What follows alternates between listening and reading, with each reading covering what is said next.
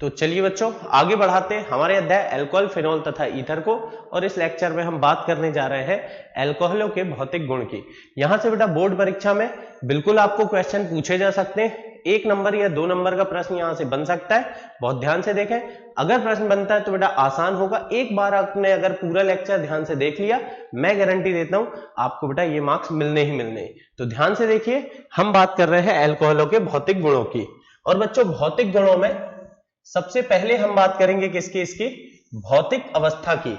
भौतिक अवस्था मतलब बेटा कि ये ठोस होते हैं, द्रव होते हैं या गैस होते हैं।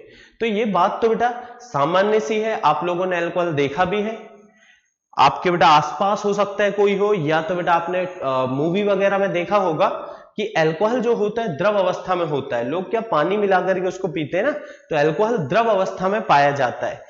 तो बेटा अल्कोहल द्रव अवस्था में होता है, लेकिन जैसे जैसे कार्बन परमाणुओं की संख्या बढ़ती है तो ये बेटा धीरे धीरे मुलायम ठोस अवस्था में पाया जाता है। और बेटा इनकी एक अलग तरह की महक होती है जो कि अप्रिय गंध कहलाती, जो कि बेटा किसी को पसंद नहीं आती है। और साथ ही साथ इनका बेटा थोड़ा जला हुआ स्वाद होता है, जैसे हम अंग्रेजी में क्या कहते हैं, बर्निंग टेस्ट। तो ये बातें थी इसकी भौतिक अवस्था की। लेकिन बेटा एक बात आपके मन में आनी चाहिए थी कि सर आखिर ये द्रव अवस्था में क्यों होते हैं? होता क्या बेटा, एल्केन, एल्कीन, एल्काइन यानी कि हाइड्रोकार्बन, या समान कार्बन वाले हेलो एल्केन देख सकते हो आप, ये क्या होते हैं बेटा, ये गैसीय अवस्था में होते हैं। जबकि उतने ही कार्बन संख्या वाला जो अल्कोहल आप देखोगे तो वो आपको मिलेगा कौन से? द्रव अवस्था में। मैं कहना क्या चाह रहा हूं बेटा ध्यान समझे, एक कार्बन वाला एल्केन देखो आप, CH4 मीथेन गैस है। एक कार्बन वाला बेटा हेलो एल्केन देखो आप, क्लोरोमीथेन गैस है। लेकिन एक कार्बन वाला जो अल्कोहल है वो द्रव है। तो इसके द्रव अवस्था में होने के पीछे बेटा जो कारण है वो है इसका बंध। इसके अणुओं के बीच में एक अलग तरह का रासायनिक बंध पाया जाता है बेटा, पहले हम उसे समझते हैं ताकि हम और भी दूसरे भौतिक गुण को अच्छे से समझ सकें। मान के चलिए बेटा यहां पर मेरे पास अल्कोहल है, अल्कोहल बेटा ROH हम लिखते हैं। तो इसको कुछ इस तरह से मैं लिख रहा हूं, ध्यान से देखिए, ROH। वैसे तो बेटा सीधे सीधे भी हम लिख सकते, लेकिन इससे मैं कुछ समझाना चाह रहा हूं आपको, उसके बारे में बताने के लिए मैं इसको इस तरह से लिख रहा हूं, ROH और बच्चों क्या, ROH। इस तरह से किसी अल्कोहल के बहुत सारे अणु हैं बेटा, हमने 3 बनाए, ऐसे बहुत सारे अणु हैं। और मेरे बच्चे ये बात तो जानते हैं कि ऑक्सीजन और हाइड्रोजन में से ऑक्सीजन की जो ऋण विद्युतता है बेटा अधिक होती है, यानी कि ये जो बंध है इसको ऑक्सीजन अपनी तरफ आकर्षित करेगा। और क्योंकि ये ऑक्सीजन अपनी ओर आकर्षित करेगा बेटा ऋण विद्युतता अधिक होने के कारण, इसमें क्या आ जाएगा, आंशिक ऋणावेश, और बेटा इसमें चिन्ह सा आंशिक धनावेश। इसी तरह से बेटा इसमें आंशिक ऋणावेश, यहां पर भी इस तरह से जितने अल्कोहल के अणु हैं सभी के ऑक्सीजन परमाणु में जाएगा आंशिक ऋणावेश, और बेटा हाइड्रोजन में जाएगा क्या, आंशिक धनावेश। अब देखिए आप ध्यान से समझिए बेटा, इस अणु का जो हाइड्रोजन है इसमें है धन, इस अणु का जो ऑक्सीजन है बेटा इनमें है ऋण।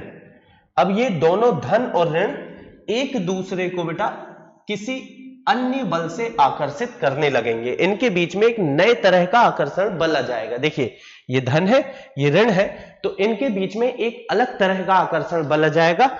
ये बेटा एक दुर्बल आकर्षण होता है, यानी कि सहसंयोजी बंध से तो दुर्बल होता है, लेकिन बेटा वांडरवाल बल से या द्विध्रुव आकर्षण बल से प्रबल बल होता है ये। इसी तरह से अल्कोहल के इस हाइड्रोजन और इस ऑक्सीजन में भी हाइड्रोजन बंध पाया जाएगा।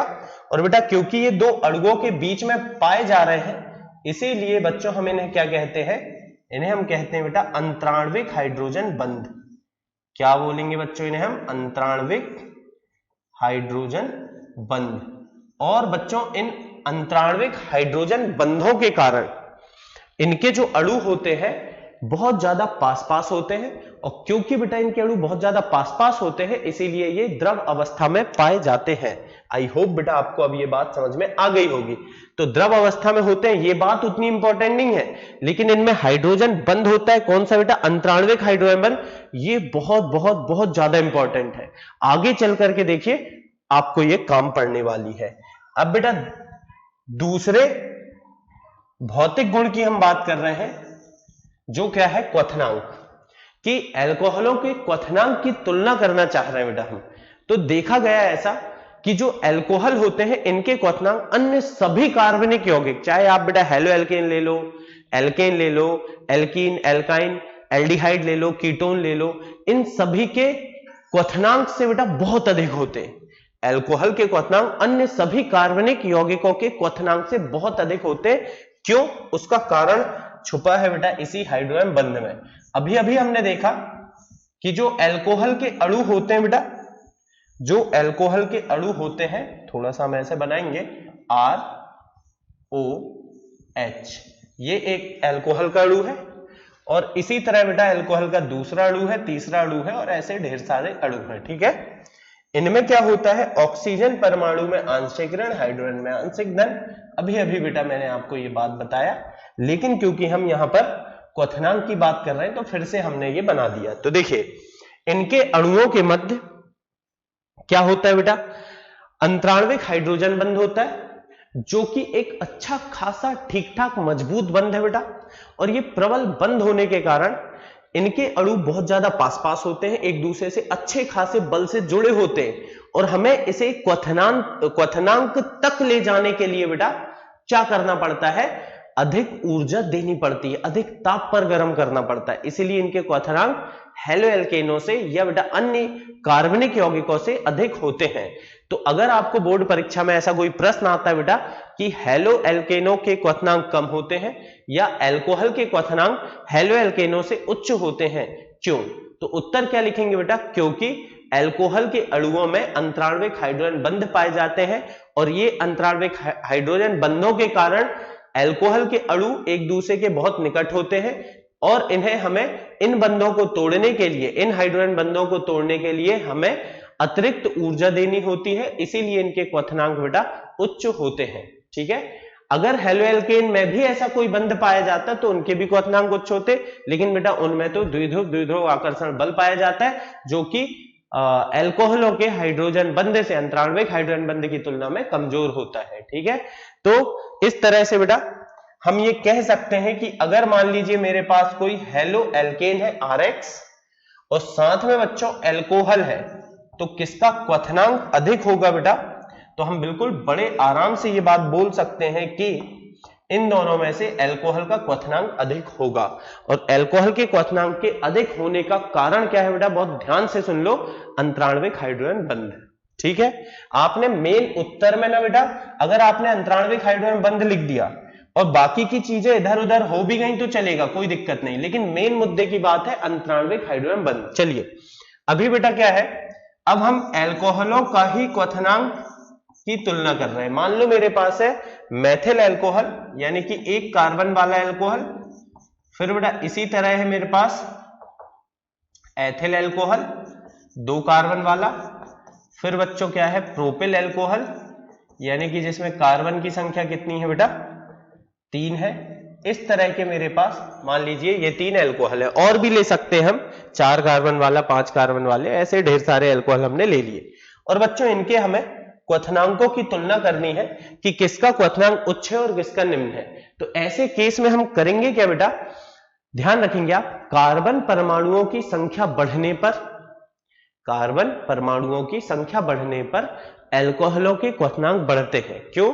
क्योंकि कार्बन परमाणुओं की संख्या बढ़ने पर अणु बड़ा होते जाता है, और बड़ा अणु होगा बेटा तो उससे क्या होगा, जो उनके बीच में वांडरवाल आकर्षण बल है अणुओं के बीच में, वह प्रबल होते जाता है, इसलिए क्वथनांक भी बढ़ते जाते हैं। चाहे तो बेटा आप इस बात को ध्यान रखें कि जो क्वथनांक होते हैं वो कार्बन परमाणुओं की संख्या के समानुपाती होते हैं, यानी कि कार्बन परमाणुओं की संख्या बढ़ाइए तो क्वथनांक भी बढ़ता चला जाएगा, और अगर बेटा कार्बन की संख्या घटाएंगे तो क्वथनांक घटता चला जाएगा। तो बड़े प्यार से बेटा, बड़े आराम से हम ये कह सकते हैं कि जिसमें कार्बन परमाणुओं की संख्या अधिक होगी उस एल्कोहल का क्वथनांक उच्च होगा, और कार्बन की संख्या घटने पर क्वथनांक घटता चला जाएगा। फिर बेटा इसी में एक और तुलना हम करना चाह रहे हैं, मान करके चलिए मुझे बेटा ऐसे अलग अलग एल्कोहल दिए गए हैं जिनमें कार्बन की संख्या समान है, मतलब कि बेटा ऐसे एल्कोहल हैं जो एक्चुअल में एक दूसरे के समावयवी हैं। समावयवी होना आप लोग जानते होंगे बेटा, समावयवी होना मतलब कि अणुसूत्र समान होना। अणुसूत्र समान होना कहने का मतलब कि प्रत्येक परमाणु की संख्या समान होना, लेकिन बेटा संरचना अलग अलग होना ही समावयवी कहलाता है। तो मान के चलिए बेटा मेरे पास ये अलग अलग समावयवी है। समावयवी कहने का मतलब इसमें देखिए कार्बन 4 है और चारों बेटा सीधे सीधे जुड़े। इसमें भी 4 कार्बन है लेकिन एक कार्बन शाखा में जुड़ा हुआ है। यहां पर भी 4 कार्बन है लेकिन बेटा 2 कार्बन शाखा में जुड़े हुए हैं। ठीक है, यानी कि इसमें क्या है बेटा, सीधी श्रृंखला है, इसमें शाखा है और इसमें 2 शाखाएं हैं। तो अब किसका क्वथनांक अधिक होगा, तो बेटा बड़े आराम से आप कह सकते हैं, और ये बात बेटा केवल अल्कोहल के लिए नहीं, जितने यौगिक हैं जब जब हम पढ़ेंगे सबके लिए ये बात आप बोल सकते हैं कि शाखाओं की संख्या बढ़ने पर क्वथनांक क्रमशः घटता है।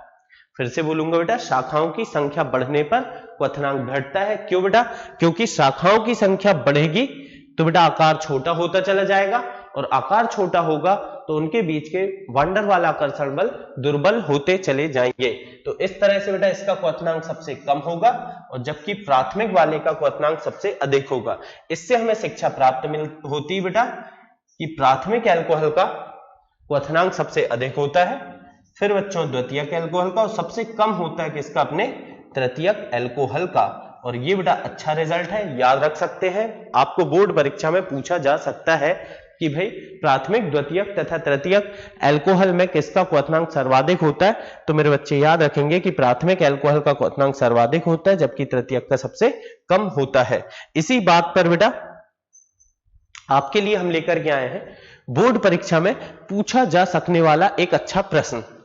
हमारे पास बेटा प्रश्न जो है क्या कह रहा है, प्रश्न एल्कोहल के क्वथनांक संगत हाइड्रोकार्बन तथा हैलो एल्केनों से उच्च होते हैं क्यों। तो बेटा एल्कोहल में अंतराण्विक हाइड्रोजन बंध पाए जाते हैं जिनके कारण इनके अणु अत्यधिक समीप होते हैं। इन अंतराण्विक हाइड्रोजन बंधों को तोड़ने के लिए अपेक्षाकृत अधिक ताप की आवश्यकता होती है, जिसके कारण इनके क्वथनांक बेटा क्या होते हैं, उच्च होते हैं। ये बात तो बेटा मैं पहले ही आपको बता चुका हूं कि एल्कोहलों में अंतराण्विक हाइड्रोजन बंध पाया जाता है जिसके कारण इनके अणु अत्यधिक समीप होते हैं और प्रबल आकर्षण बल से जुड़े होते हैं, और इन्हें तोड़ने के लिए हमें अधिक ऊर्जा की आवश्यकता होती है, इसलिए इनके क्वथनांक उच्च होते हैं। तो इस बात को बेटा ध्यान रखें। और चलिए इसी बात पर फिर आगे बढ़ते हैं हम और बात करते हैं अगली भौतिक गुण की।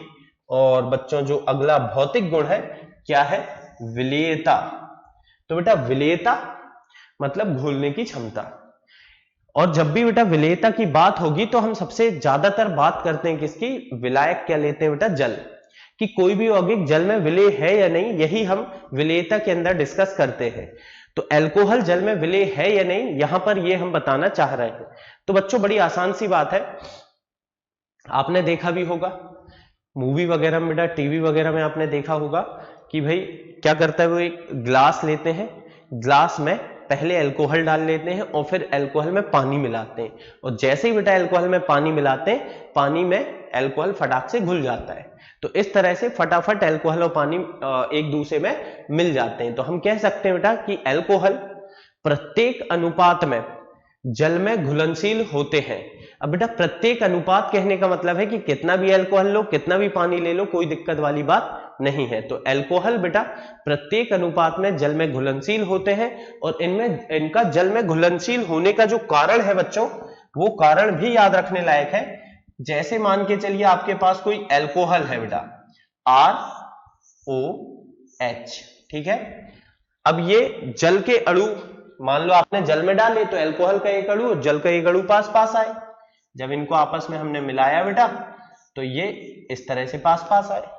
तो अभी होगा क्या, होगा ऐसा कि भैया O तो उच्च ऋण विद्युतीय है, आंशिक ऋण आवेश, और हाइड्रोजन में आंशिक धन आवेश, और इसी तरह से बच्चों जल में भी होगा। और अब इनको हम क्या करेंगे देखेंगे, तो इसके हाइड्रोजन बनाएंगे इसके साथ और इसका हाइड्रोजन इसके साथ, क्या बना लेंगे बेटा, ये अंतराण्विक हाइड्रोजन बंध। तो ध्यान रखना, जब अल्कोहल तथा जल को मिलाया जाता है बेटा तो उनके अणुओं के मध्य अंतराण्विक हाइड्रोजन बंध बन जाता है, अंतराण्विक हाइड्रोजन बंध बन जाता है, और इसी अंतराण्विक हाइड्रोजन बंध के कारण अल्कोहल जल में आसानी से घुलनशील होता है। तो ध्यान रखें बेटा, अल्कोहल जल में आसानी से घुलनशील होता है, यानी कि प्रत्येक अनुपात में घुलनशील होता है, क्योंकि अल्कोहल तथा जल के अणुओं के मध्य अंतराण्विक हाइड्रोजन बंध बनाने की प्रवृत्ति होती है। ठीक है बेटा, लेकिन एक बात ऐसी बेटा चलती फिरती बात, उसका परीक्षा से कोई लेना देना नहीं।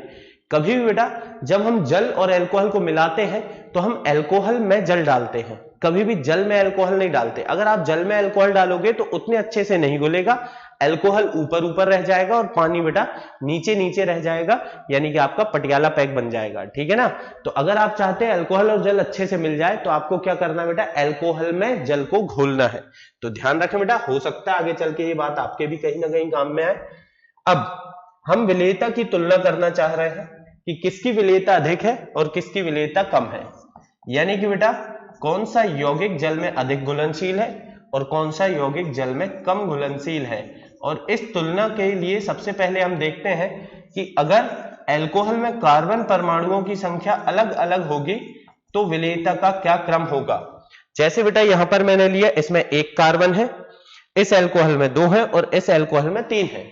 तो जैसे जैसे बेटा कार्बन की संख्या बढ़ेगी अल्कोहल का आकार बड़ा होता चला जाएगा, और आकार बड़ा होगा बेटा तो इनमें अंतराण्विक हाइड्रोजन बंध बनाने की प्रवृत्ति कम होती चली जाएगी, और क्योंकि अंतराण्विक हाइड्रोजन बंध बनाने की प्रवृत्ति कम होगी बेटा तो इनकी जल में विलेयता कम होती चली जाएगी। देखिए, अगर कोई अल्कोहल जल के साथ अच्छा प्रबल अंतराण्विक हाइड्रोजन बंध आसानी से बना लेता है, यानी कि वो जल में घुल जाएगा, और अगर कोई अल्कोहल जल के साथ हाइड्रोजन बंध बहुत अच्छे से नहीं बना पाता है, यानी कि बेटा उसकी जल में विलेयता कम होगी।